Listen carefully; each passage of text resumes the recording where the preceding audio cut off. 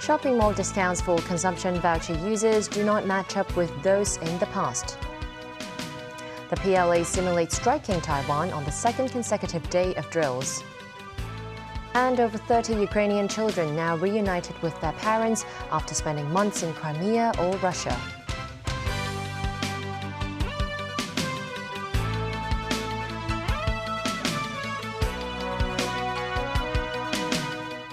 Welcome to TVB News. 7 days to go before the disbursement of the next installment of consumption vouchers.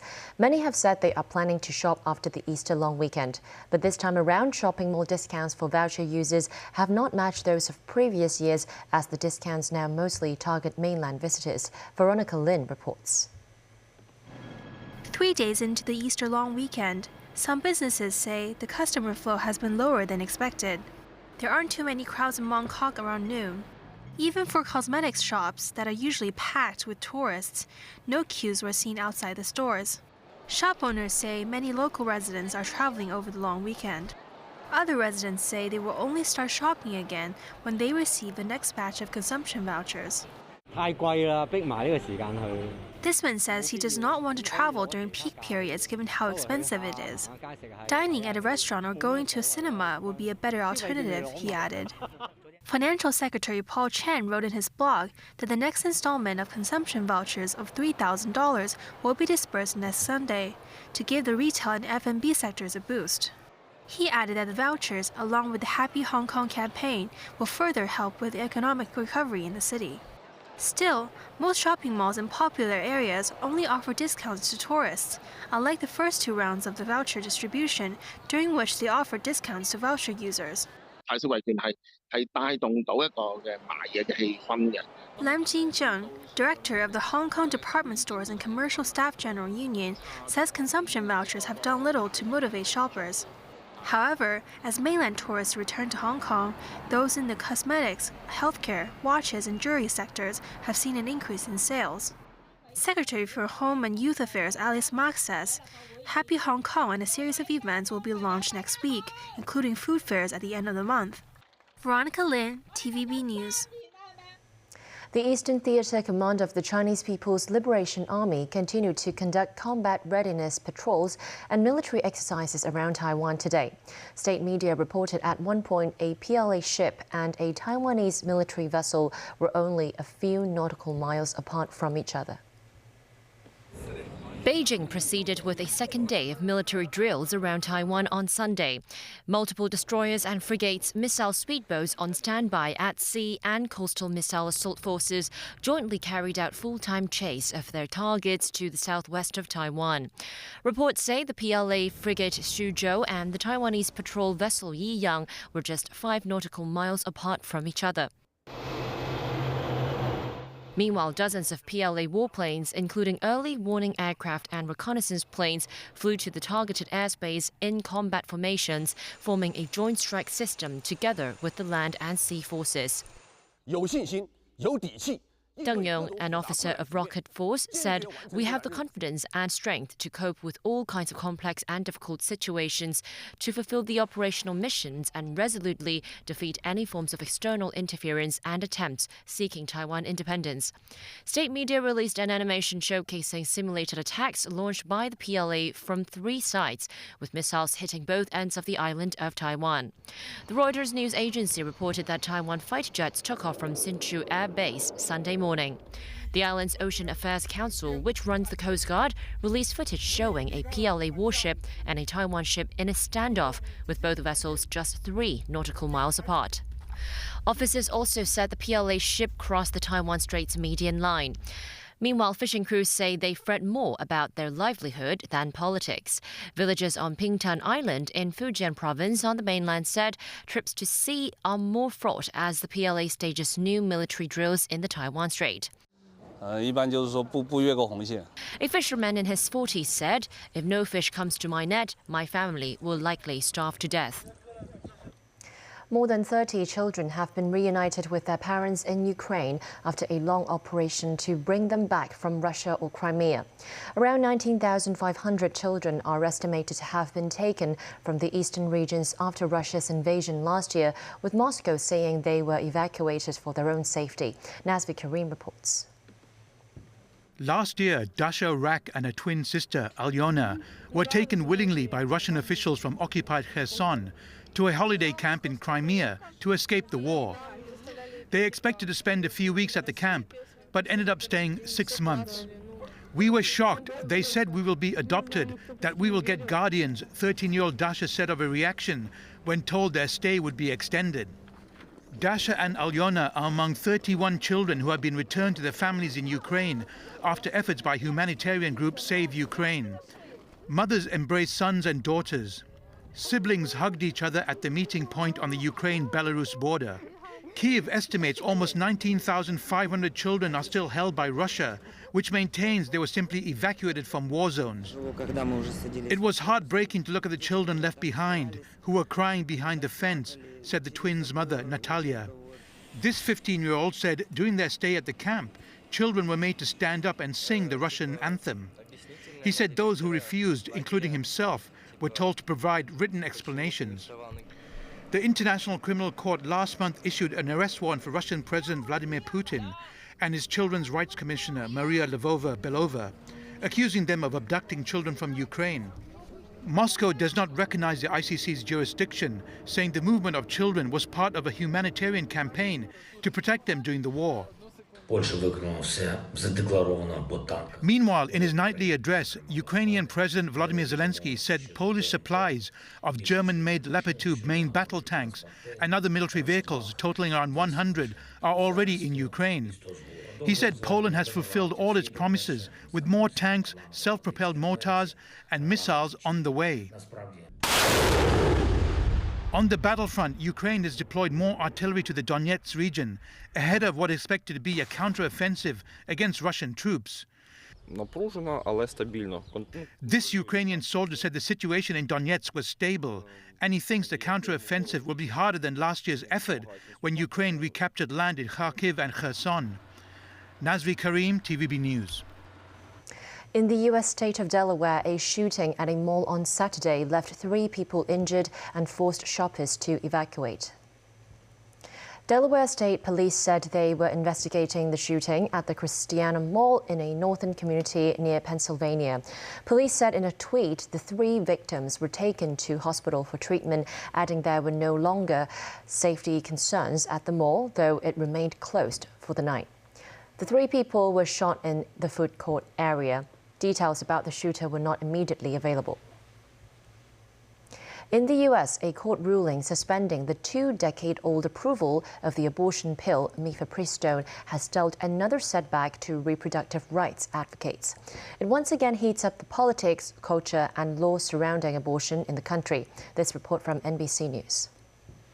Red state, blue state, we can't hide. The war on abortion is Tonight, activists outraged over a Texas judge's ruling late Friday, suspending the FDA's approval of the abortion pill Mifeprex, generically known as mifepristone. Judge Matthew Kaczmarek writing in his opinion, the court does not second-guess the FDA's decision-making lightly, but here the FDA acquiesced on its legitimate safety concerns. But he stopped short of an immediate nationwide ban, instead allowing the federal government 7 days to appeal the decision. This is an assault on the humanity of women. This is an assault on basic reproductive rights. It's also an assault on democracy. The outcome celebrated by the plaintiffs. This is a significant victory for the doctors and medical associations we represent, and more importantly, the health and safety of women and girls. We sat down with Alliance Defending Freedom before the ruling, the conservative group behind the lawsuit that was also instrumental in overturning Roe v. Wade. The goal of this lawsuit is to protect American women and girls from dangerous chemical abortion drugs. We are not seeking a nationwide abortion ban. The drug has been approved by the FDA since 2000. Since then, more than 5 million women have taken mifepristone, with 28 deaths associated with the drug reported. It's the most common method for terminating pregnancies in the U.S. But just minutes after the Texas ruling came down, a federal judge in Washington state dropped a contradictory decision protecting access to the abortion pill in 17 states and Washington, D.C. The dueling rulings now sowing chaos and confusion across the country. Still to come on tonight's news. Mass protests continue in Israel against a judicial overhaul plan. Locally, Songkran festivities on the streets of Kowloon City. And a month-long celebration of contemporary dance in the West Kowloon Cultural District.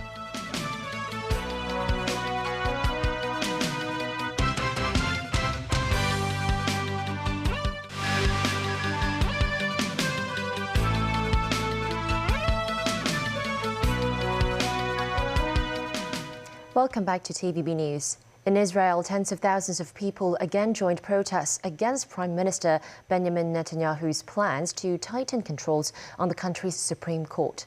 Meanwhile, the Israeli military attacked targets in Syria early Sunday. This after 6 rockets were launched from Syrian territory in a rare attack from Israel's northeastern neighbor. Daniel Rell tells us more. In central Tel Aviv, crowds waving the blue and white Israeli flags gathered in a show of defiance against plans they see as an existential threat to the nation's democracy. Prime Minister Benjamin Netanyahu's proposals would give the government effective control over the appointment of Supreme Court judges and allow Parliament to overrule many decisions of the court. The Israeli government, which accuses activist judges of increasingly usurping the role of Parliament, says the overhaul is needed to restore a proper balance between the judiciary and elected politicians. Critics say it will remove some of the vital checks and balances underpinning a democratic state and hand unchecked power to the government. Meanwhile, the Israeli military attacked targets in Syria early Sunday after 6 rockets were launched from Syrian territory in 2 batches towards Israel. After the second barrage of 3 rockets, Israel initially said it responded with artillery fire. Later, the military said Israeli fighter jets attacked Syrian army sites, including a compound of Syria's 4th Division and radar and artillery posts. There were no reports of casualties. Lebanese media outlets reported that a Damascus-based Palestinian group loyal to the Syrian regime claimed responsibility for launching the first 3 rockets in retaliation for recent Israeli police raids on Al-Aqsa Mosque in Jerusalem. Israel said those operations were intended to dislodge what police called extremists that had barricaded themselves in the mosque armed with firecrackers and stones. But the raids during the Muslim holy month of Ramadan drew a furious reaction after mobile phone footage from inside the mosque showed police beating worshippers. The site in Jerusalem's Old City, holy to both Muslims and Jews, has been a long-standing flashpoint. Daniel Rell, TVB News. Hong Kong's oldest green public transport is hoping for a boost in passengers now that more tourists are coming in. The Ding Ding, as the tram is affectionately known, saw service drop from 160,000 passengers a day to 140,000 during the pandemic. To make it easier for tourists to hop on and ride, payments will be expanded to accept credit cards and QR codes. Melissa Hekalea reports. Currently, octopus and cash are the only way to pay for a ride on Hong Kong's 119-year-old tram system, which is also an attraction for tourists. Pre-pandemic, tourists could buy travel passes, but the company has decided expanding payments is the easiest way to get passengers on the trams. We will accept from this summer onwards credit cards like Visa or MasterCard and QR code like Alipay or UnionPay. So this way we will have a whole batch of payment solutions for our clients, and especially for tourists it will be really useful to be in capacity to pay with credit cards or QR codes. The system is also getting a tech upgrade to optimize the deployment of trams. Since the trams share their tracks with other vehicles on the road, real-time monitoring will allow the control center to deploy trams based on speed, location, and traffic conditions. But not to worry. The trams will continue to retain their heritage look. Not just 100% green energy, the company operates as sustainably as possible. We use almost 50% of all the wooden trams of the parts in the new trams. For example, some electronic systems, we reuse this kind of parts, provided of course that they are in a good condition.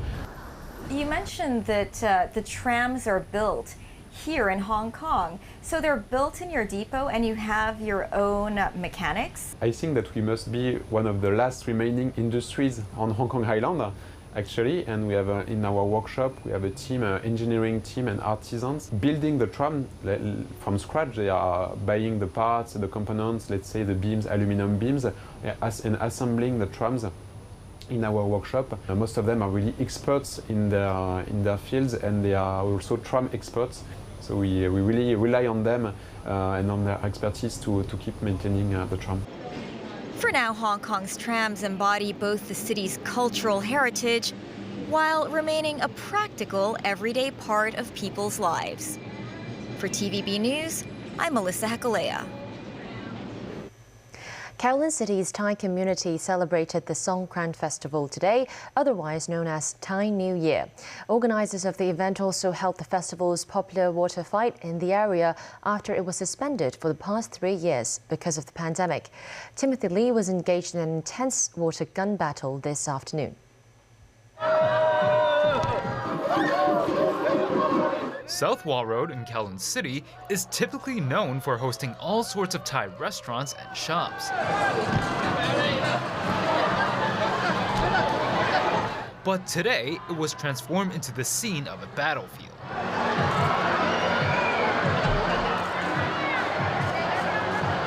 Water fights, a major part of the Thai Songkran Festival, have become a significant marker of Thai culture in Hong Kong. The event also welcomes the inclusion of the city's non-Thai population. Many from home and abroad arrived at Kowloon City today just to have a chance to take a good shot at other revelers. I don't think you're ever too old to have a water gun fight. We put a change of clothes in the locker room over in the leisure centre. I'm looking forward to the Thai boxing as well, actually. Oh, I'm dying for the water fights. My baby's going to go to my husband. My husband's going to hang on to the younger one, and my little one is, my eldest son is just sleeping right now, but when he wakes up, he is ready for the fight. To fully immerse yourself in Songkran, visitors can try to spray and pray. With Buddhism and religious rituals playing an important role in the festival, several monks at the Songkran Fair at Carpenter Road Park offered their blessings for the people of Hong Kong. Thai New Year is same like Chinese New Year, that the people should have a lucky. The New Year is just like a start new life. This day is encourage all the Thai people and just like give Thai people think about never give up. Visitors could enjoy a multitude of Thai delicacies provided by the large number of food stalls, as well as watch the traditional Songkran beauty pageant. Meanwhile, police have cordoned off sections of the area until 5 p.m. to allow residents to join in a traffic-free water fight.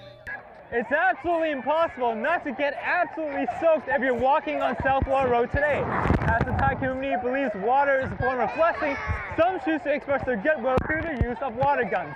Timothy Lee, TV News.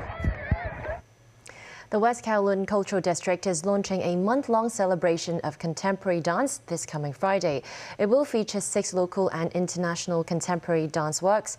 A major highlight is the latest work by a local dance artist which interprets the meaning of Chinese wedding rituals. Sakura Ip was at the rehearsal.